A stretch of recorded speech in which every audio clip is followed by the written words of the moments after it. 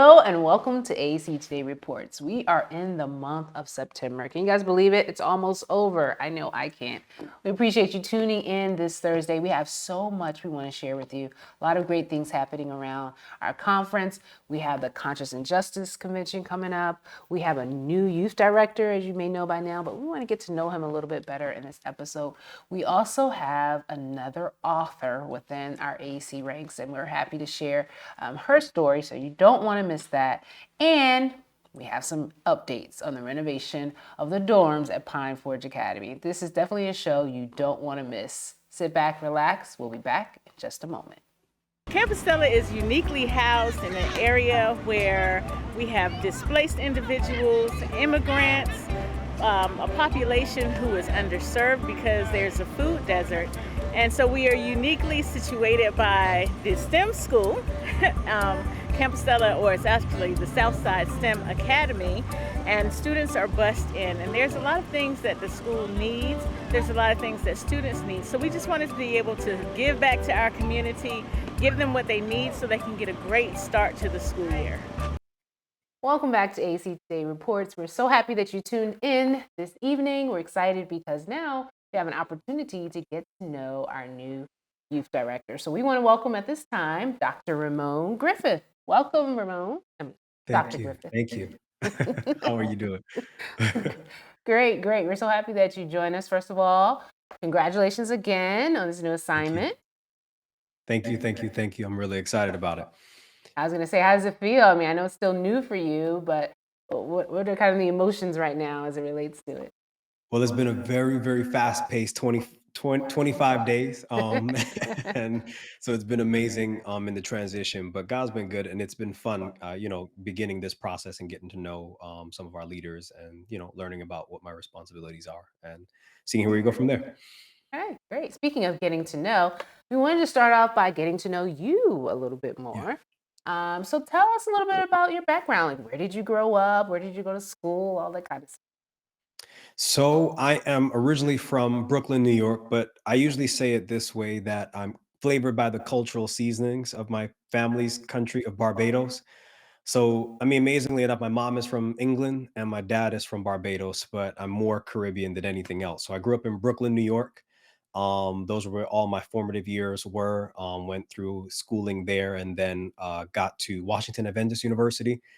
That's where I did my undergrad and graduate work there as well, and Howard University is where I did my doctorate, School of Divinity.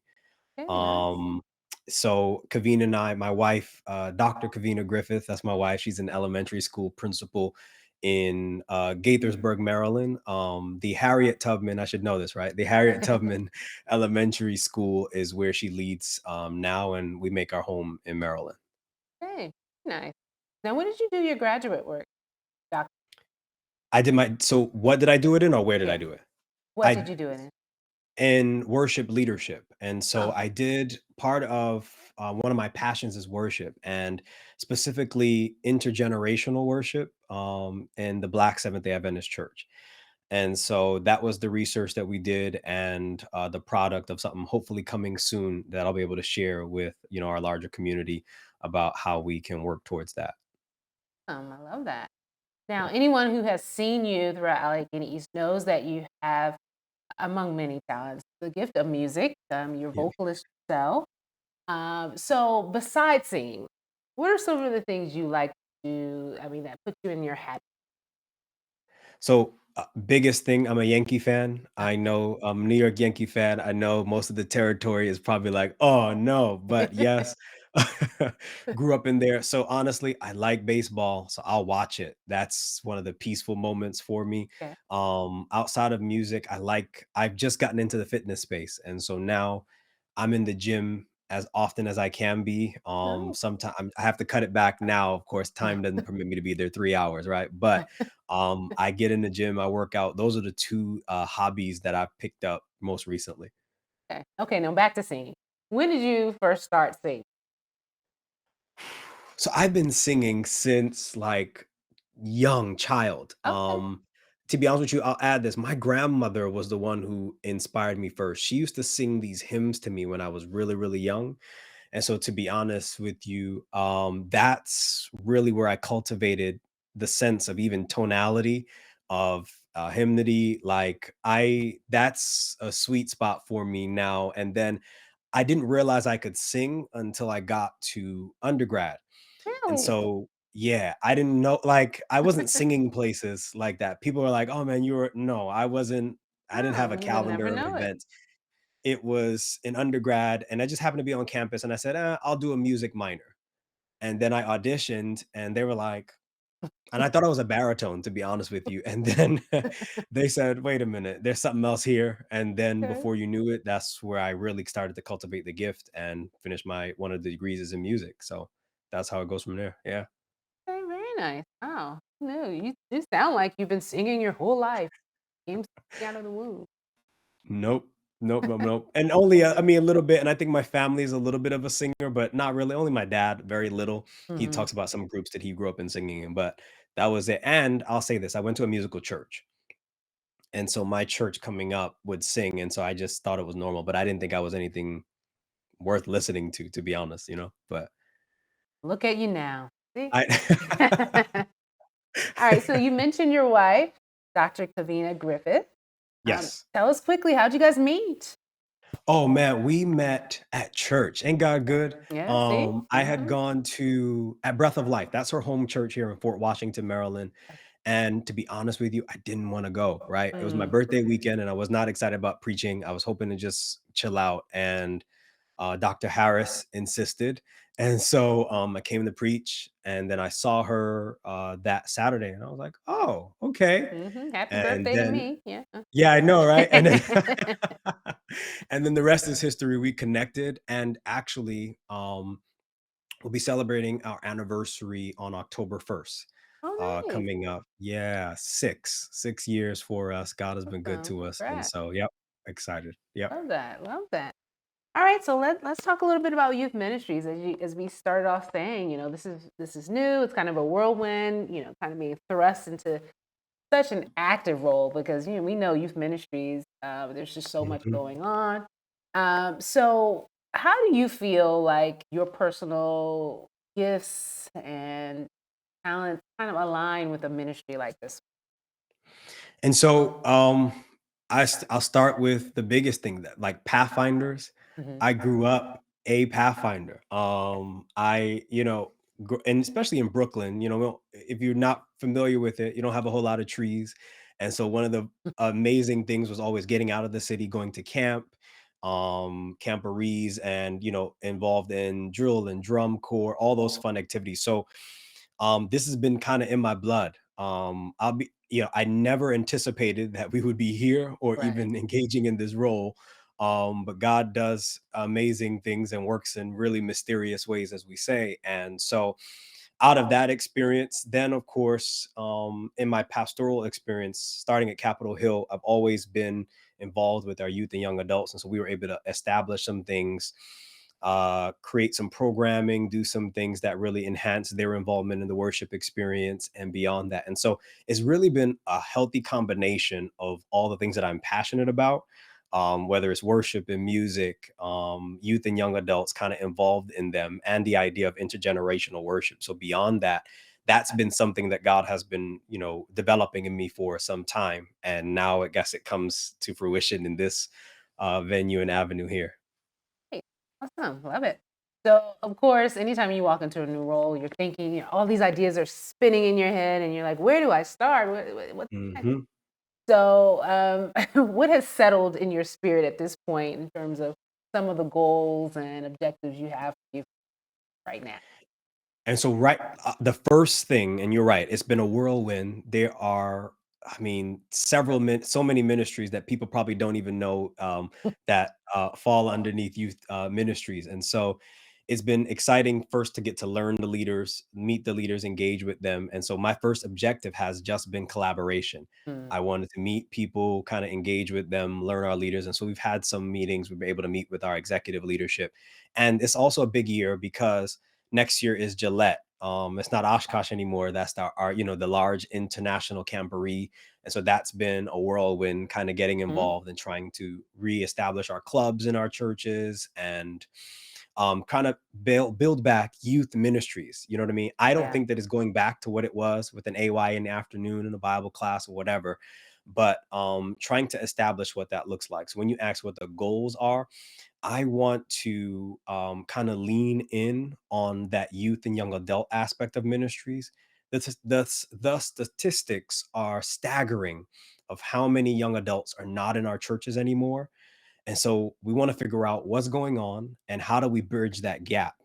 Because really, they are our church. We need them. A lot of them go away to college and then don't come back to our spaces. What's that gap? What's that difference? And so we want to work towards that to establish and build back those relationships. Great. We're excited for you. We know that the Lord is going to use you to accomplish all those things and more. So, as a conference family, people watching, what can we do to support you in this new role? I say the first thing and most important is pray. We need prayer to kind of cover all of the things that we're praying, hoping to do for our pathfinders, for our children's ministry. We need you to pray. I think instead of what we've at least decided in our department is we're going to pray more than we plan. Mm, Um, because we've decided that's our priority in this season for us to begin anything. And then in addition, when our youth leaders reach out to you to come and serve in the ministry, to serve and be a part of any of those engaging, I need you to serve because we can't continue to, make comments like our youth are not in church and all right. those other things if we are not willing to help be that gap to help bring them back home. And so those two things that we need you to pray and then we need you to serve. And of course, we might need some chaperones for Gillette or we Mm. might need some donations. Hallelujah. So whichever one comes We first, definitely gonna need um, that. help us out. Got it. I got it. I love it. So, guys, you've heard it. This is how we can support our new youth director. I hope that you will take those things into consideration. And Dr. Griffith, thank you for taking this time to allow us to get to know you a little better and hear some of your goals for the department. We wish you all the best. Thank you. Thank you so much. I really, really appreciate being here. All right, guys, we'll be right back after this short. Our world is fast paced. Impressions, appeals, images. The average person is taking in 250 bits of information every second. Of course, the brain wants to shut it all down, and you put up resistance. And definitely don't hand me anything, okay? It's too much. So now, where does that leave you? Where does that leave you trying to give love to this world? How are you supposed to share love? How are you supposed to make sure that you are the hands and feet of Jesus? Do you have time for relationship building? Where's the exchange of ideas? How are you supposed to connect with people who are so different from you in this fast-paced environment? Yeah, it seems it's hard out here. And it feels like you're gonna need a superpower to break through all this resistance and clutter. And so what we have done at Message is to make sure that we are available where the people are, on your mobile device, online on your website, through videos, through social media, and our digital magazine. Hopefully, we can break through the clutter. Because if Facebook has 10,000 levers, they say, to be able to access the innermost desires of the average user, all it takes is one person, one friend like you and me, powered by the Holy Spirit, to reach and touch that heart that is hurting. That's all it takes. So yes, message is our superpower. The message is our superpower. It allows you to lean in silently, anonymously, seamlessly. Move alongside your friends, your family, your neighbors, until such time as the Holy Spirit powers you to give that message for transformation.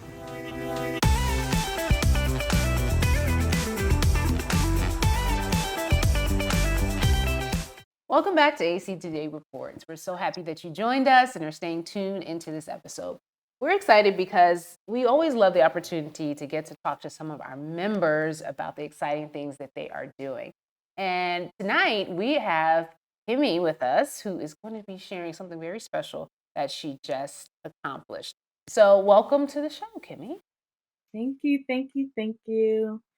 So, as you Sorry. said, my name is Kemi. I am from North Philadelphia. I go to Mitzvah Seventh Day Adventist Church. And I just wrote my first children's book. Woo! Congrats, congrats. That is Thank you. why she is here. So you said you're from North Philadelphia? Yes. Okay, awesome, awesome. So where were you born? Were you born here in Philadelphia I was born in or Philadelphia. okay? I know you were asking about my name. So my father, my father is Nigerian. My mom Okay. is American. So Oh, nice. born and raised in Philly. Gotcha. Awesome. Awesome. Appreciate that. All right. So now you already shared with us the big news. You wrote your first book. So tell us what inspired you. What made you say, I want to write a book? So I am a speech pathologist. Basically, I work with children with special needs with different communication disorders. So sometimes it's stuttering, sometimes it's just a sound of a letter, a number of different things. And what inspired me, I always wanted to write a book, but I wanted to write one specifically for kids with speech and language needs because when I was in school and I was doing therapy, we had like a practicum, we had to do therapy. I always wished I had materials where like everything was in the same place. Mm, So kids wouldn't quite feel like they were in therapy. This is just like a normal book, and if you don't have speech and language needs, you're just reading a book. But if you do, there are really fun sounds in here, rhymes, therapy materials for clinicians. So it would be a really good therapy material. So that's really what inspired me to write a speech and language children's book. I love that. I mean, one, to work in that space and realize there's a deficit. A lot of people will just say, oh, I wish we had, and stop there. The fact that you said, well, I'm just going to go ahead and create one says a lot about that. So tell me what the writing process was like for you from the moment when you decided you were going to write. How long, first of all, did it take you to write this book? Um, Well, first of all, this was so much fun. Like, anyone who knows me knows I'm a goofy person. I love children. So, this was first of all fun. Um, it honestly, the writing process happened pretty quickly. It was definitely like the editing and other things that took a long time. Right. But, like, just the story, yes, I have stories for days. Um, so I think I may have written this in like 2 weeks. Really? Yeah. Okay, nice. So how did you go from writing it to the editing stage and finding a publisher? Like, what was that process like for you? So that was hard. Okay. Um, it was hard because, like, this is nothing I've ever done Right. before. But I'm a YouTube girl. If I don't know something, I'll go look it up. So I went on Mhm. YouTube because I also didn't have any money. Like, Okay. um, I'm like, how do I find a illustrator? And I found everything I needed on like freelance sites. Like I found someone to illustrate, Nice. found an editor for cheap, and then even found somebody to put it together according to Amazon standards. Okay. So everything I found on a website called Fiverr. Oh, yeah. I don't know Very if you're familiar. are you familiar with that? Yes.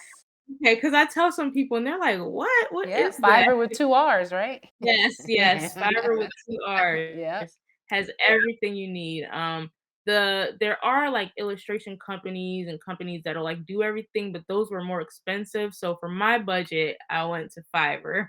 Okay, that works. I mean, you're sharing some little trade secrets because people who want to write books but feel like it would be too expensive, there's a way to do it, you know, affordably without breaking the bank. So thanks for sharing that. Check out Fiverr for those who haven't heard of it. All right, so I like that you said that the book is for children who may have some type of speech and efficiency deficiency or something like that, but also for people who just want to read a good book. So it wasn't, it's not a one size fits all. Well, actually, it is a one size fits. Well, you've made it in such a way that anybody can benefit from the book. That's what I'm trying Right. to say. And so, without giving away the story, can you tell us a little bit about the plot? Like, what's happening in the story? Yeah, absolutely. So there is a boy, his name is Kola. Um, it's Kola and the dancing bee. So basically, throughout this story, this bee is chasing him. Oh, And I think I chose a bee because I know kids would be like, "Oh no, like a bee's chasing him," because yeah, I hate bees. right. Um, but also just something fun. And so the bee is chasing him. So he's at school and the bee is behind him and he's running away. He thinks he's safe, and then it just like keeps popping up, and now all the kids are screaming. And in the end, the bee just wanted a friend. And Oh, so wow. he was able to put aside his fear, and then at the end, you see all the kids dancing with the bee, and Okay. so it's just really just a cute book, but a lot of the sounds are a part of a particular class of speech sounds, and I do have it Mm, I'll show you guys the page. It's like so it shows kind of, the speech therapists and parents, if they know it's like if you know, you know. If you know your kids are working on these sounds, you're gonna be like, "Wow, it's right here, this certain right. sound," right? So yeah, it's just really fun. I've had a couple kids tell me thank you, like, from my church that they love it. Nice. Fun, yeah. Awesome. I love this. Now, so many people are probably watching right now and saying, I need to get this book. Now, you mentioned Amazon. So, can we get this book on Amazon? How can people get their copy? Yep, it's on Amazon. There's the ebook copy, or you could get a paperback. Um, for Amazon on Amazon, and I wonder if you could like put the link in here or something like that, or Yeah, you we can can make post. sure there's a link to it. We'll add it to our Yeah, show notes so people can get their copy. Just click on it and go right to it. Sure. yep. Or you can type in Kola and the Dancing Bee. That is the name of the book. Okay. Awesome. So, tell us, is this the first of many, or do you plan on writing more? Yes, I do. This is like my baby. This will forever be my baby because it's my first one. And I didn't realize that people were like so excited about books. I I just still kind are. of was like, hey, I wrote this book, and everybody's like, wow, wow, like good job. So, but yes, like I planned on actually doing. There's about 5 to 6 classes of speech sounds, so I planned on doing a book for each group of sounds. That's Um, awesome. and then who knows? I may just, any if I have a story in me, I'll put it out. And I also definitely want to help anyone who wants to put out a children book. I wish someone was like helping me. Mm. Anybody, yeah, people have asked me. I will walk you through step by step. Uh-oh, you're putting it out there now, Kimmy. No, I definitely will. I definitely Okay. will. All Um, right. Thank you. So I love how you're turning something, a need into like a ministry. I mean, you're able to help children, but you're also able to help other children's authors or aspiring children's authors. So thank you for offering to do that. And we'll be sure to include the link so people can check out that book, purchase it, and support it. Share it with your schools, libraries, guys. Let's help get the word out about this awesome book. And thank you, Kimmy, for being inspired to write something like this and putting it out there for all of us to and thank you guys for having me. This was a lot of fun. enjoy. Great, great. Thank you. All right, everybody, we'll be right back after this short break. On and on. But let me conclude this. When we think about social justice in our church, and Woody mentioned this earlier, typically in the Adventist church, social justice stands upon the scaffold of our religious liberty interest. We're very interested in religious liberty because we know that we can be targets when it comes to Sabbath people being fired for that. And so we're very interested with that.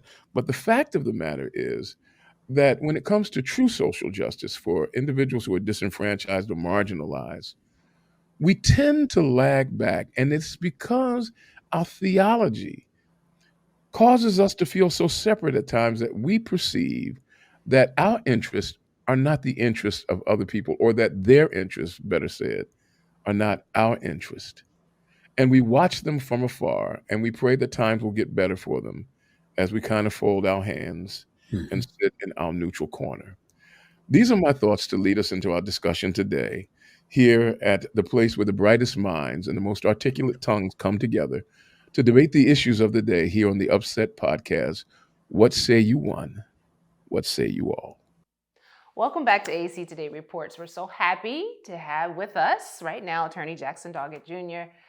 He's our Public Affairs and Religious Liberty Director, as well as our General Counsel for Allegheny East. And you're here because we have something very special going on even right now as people are watching this, right?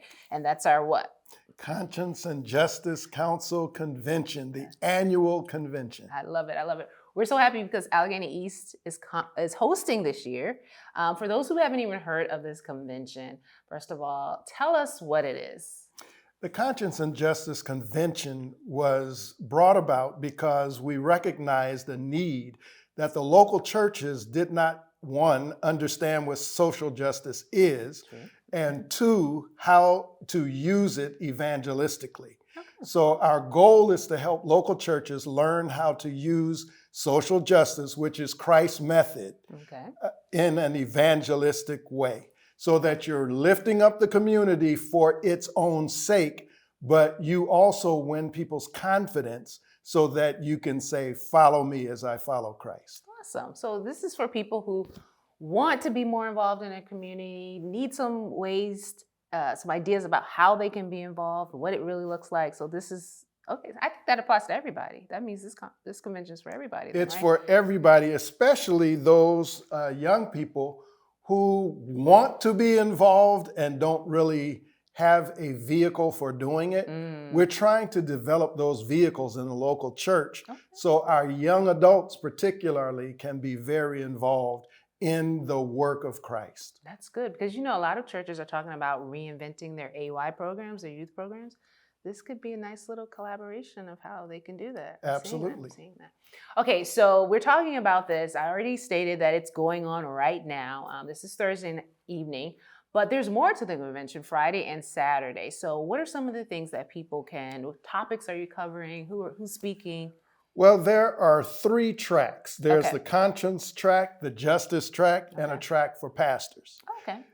You're not locked in to each one of those, but there are 3 tracks. So on Friday at 9 o'clock, we have a plenary session with Barbara Williams Skinner, who is the founder and president of the Skinner Leadership Institute, sponsored by The Message magazine. Okay. Then there's a breakout for the consciences, LBGTQIA, called Love and Liberty, that Dr. Olive Hemmings will be leading. Under the Justice track, Immigration Today, What's New, Andrea Stewartson, who is an attorney at Robinson, Curlew and Associates.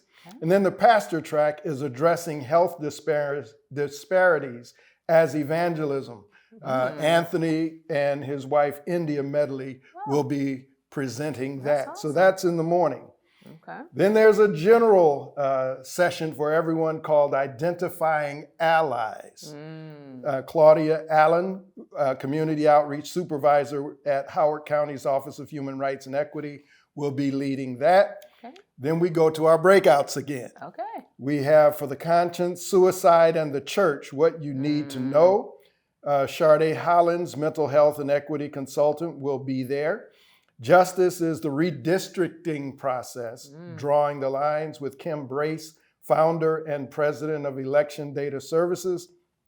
And finally, the pastor track is pastoring the community. Barbara Williams Skinner again will do that. Then we have another general session. Is it justice or just us? Ooh, I like that. So Attorney McKenzie will be leading that discussion. And then we have a luncheon, Democracy Today, Elections, Redistricting, and Voting Rights. Catherine McKnight, partner Baker Hotstetler, will be leading that. There will also be Bruce Adelson, who is Federal Compliance Consulting, LLC, Kim Brace, founder and president of Election Data. And then we have Janet I hope I don't mangle her name. That's why we have the flyer. Murgia. Okay. If that wasn't right, I'm sorry. President and CEO from UNIDOS US. Leon Russell, chairman of the NAACP. Okay. So we have a lot. I could go on and I was on. gonna say, The best thing to do is to go online. That's right. Visit aec.org/PARL, and you will see the whole outline schedule of the event. Yes, you will. And since you mentioned PARL, which is the department that you lead, this convention is a collaborative effort for all of the PARL departments within the regional conferences. Is that correct? It's Or the NBL? 9 regional conferences, plus the West Coast, plus church organizations, Columbia Union, Oakwood University, Washington Adventist University, health systems. Okay. There are a lot of people collaborating to do this effort. Okay, awesome. Now, this is AEC's first year hosting. And so AEC, this is your opportunity to take advantage of this content coming very close to our area, right here at the North American Division headquarters, right there in Maryland. So this is your chance. Those who've always wanted to come, this is your chance. So I'm saying this, but people can still come, even though it's Thursday and started technically today, tomorrow, Friday and Saturday. There's still a lot that people can take advantage, right? Walk-ups are welcome. There you go. Walk-ups are welcome. There will be a charge. Right. Because there's food involved. We've got to cover that, so lunch and dinner.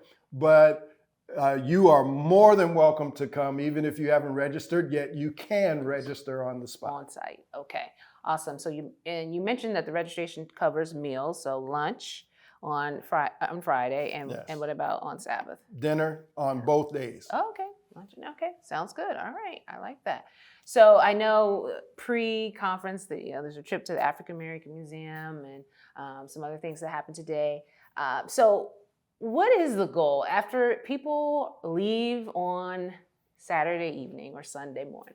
What do you hope that people are going to be walking away with from this? Walking away with the tools to actually start implementing some of the things that they have learned. We don't expect people to do everything they learn here. But pick something that your local church can do that will make life better in the community right around the church. And that's our goal, to help people. Christ's method, I say this everywhere I go. He mingled among people as one who desired their good. He had sympathy for them. He ministered to their needs and won their confidence. Then he said, follow me. We want it to be easy for church members to be able to say, come follow me, because we've already won the people's confidence based on what they have received, not based on what we want. Love it, love it. See, that's powerful. We all desire that, right? So we hope that you will join us. We're here already, but we hope that you will join us at the North American Division for the Conscience and Justice Convention 2023. AEC is hosting, so guys, we expect you to show up and show out. Let's learn how to really implement Christ's method in a meaningful way. Right? Anything else you want to share? Anything we leave out? That's the main thing. Okay. When we finish, it's not over. It's just starting. Yes. And we want you to be part of it. That's right. And so for more information, as he said, please go to our website, visit aec.org/PARL, PARL, for the complete schedule and what you can expect. We hope to see you there. All right, or here. All right, guys. Thanks for watching. We'll be right back after this break.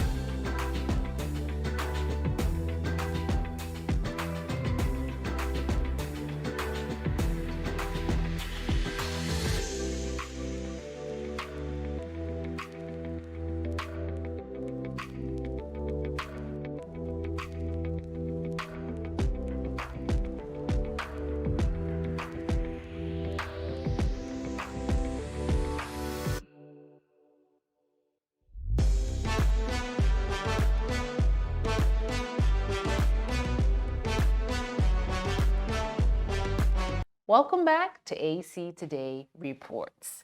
So, the renovations at Pine Forge Academy. So many of you have been invested in the progress that's happening at the dormitories. We're so excited because we can literally see things coming together. And we thought it was time to share an update with you. Check this out. So handy all, we're obviously progressing. We have the ceiling grids up, we have the lighting up, we have most of the rooms painted, minus the assistant dean's apartment. The bathrooms are certainly coming along. You see the tile, you see the shower stalls. Obviously all the plumbing are in place. I think what we have coming up that's gonna be a game changer is we're gonna have the floors rolling in. I think that's a big game changer for this place. And I think just visually, I think when people walk through and they get a better sense is when they see things like the ceiling grid. And you begin to see what it's going to begin to look like, all right? And then I think once we get the floors in, we're simply waiting for doors and hardware. And I think what's going to happen is it's going to look finished, and then what you're waiting for are doors. That's what it is, doors. And things that you can't see, such as the permanent power, will be on temporary power, so we're waiting for that equipment. So if you're in this business and you're doing any construction work, electrical equipment, definitely, it's a big, long lead time. In fact, we're talking about it right now. So I think I think one of the greatest improvements that the students will really enjoy is the brand new barber shop.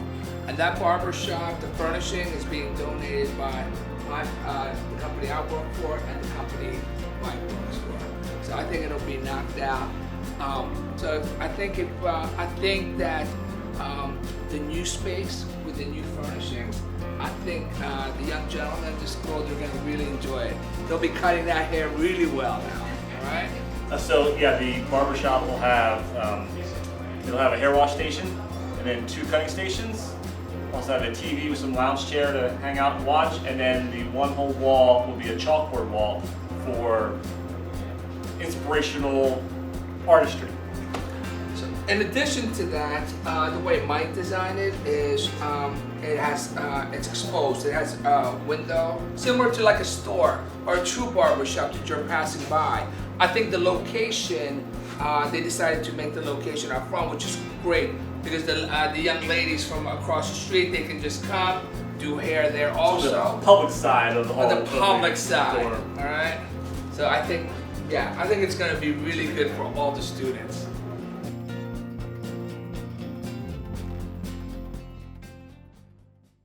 Isn't that exciting, guys? It's really coming along. In just a few short weeks or months, we will have a finished dormitory, 2 finished dormitories. So continue to pray for that effort, and please don't forget to donate. Everything that you share and donate to this renovation helps it to move faster, and we're so excited about when our students will move into these dormitories. So continue to keep that in prayer and continue to donate to the cause. We'll be right back after this break.